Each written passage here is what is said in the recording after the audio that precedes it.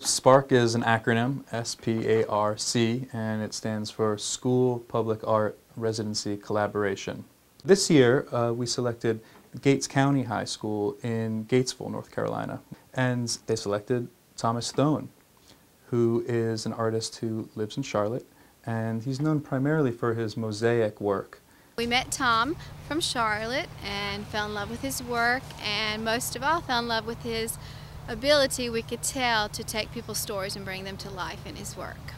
I have a background with working with kids. I've taught kids how to do Photoshop. I've taught kids how to make puppets. So obviously I like the idea of getting a hold of people while they're young and get them exposed to the arts. He allowed us to do little projects that he is incorporating into his work. We got to break up all the tiles and made the little mosaics, and we made leaves that'll go on a stem on the mosaic. I made a mosaic painting with Mr. Thomas, and it was about a boat and a ship being out in a storm in the middle of a sea. They designed with paper mosaics, and I exposed them to mosaics all over the world of different cultures, from Rome to Thailand.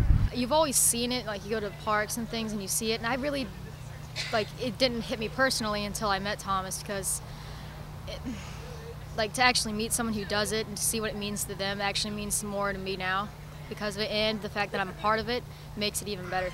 Thomas had just done a great job of pulling all the kids in and having them involved. All of them have 2 to 3 pieces of something in the final project, so I think it's just great for these kids to feel like they have a piece of themselves staying here after they leave.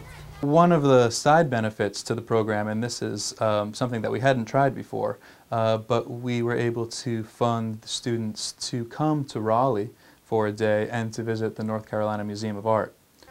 We were hoping to provide a broader context for the practice of art making and public art making. The museum has a great outdoor trail system and greenway system that's full of sculptural objects, public art objects, and they were able to explore those in a very, very direct way without any mediation, and to ask questions.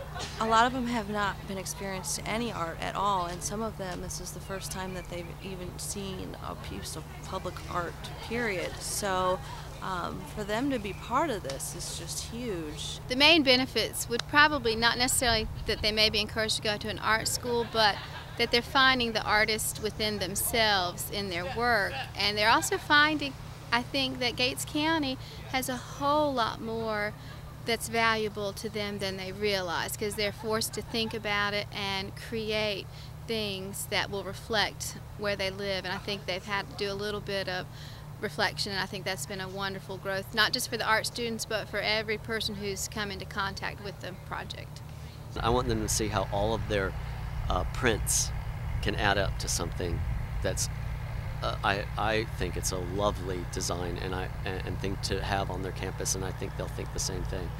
And they know that they had a part in that. You're going to see a lot of them in there. You're going to see their stories. You're going to see the tiles they made. I think that I want to demystify a lot of process for them. I do want them to see where there is work and where it is hard, but I also want to demystify the process so that they can think later down the road, I can do that now. They can see what I've done, and there may be a mosaic artist in the bunch. You never know. And hopefully I cracked them open, and they get to fly with it and exhaust it and take it to another level that I didn't.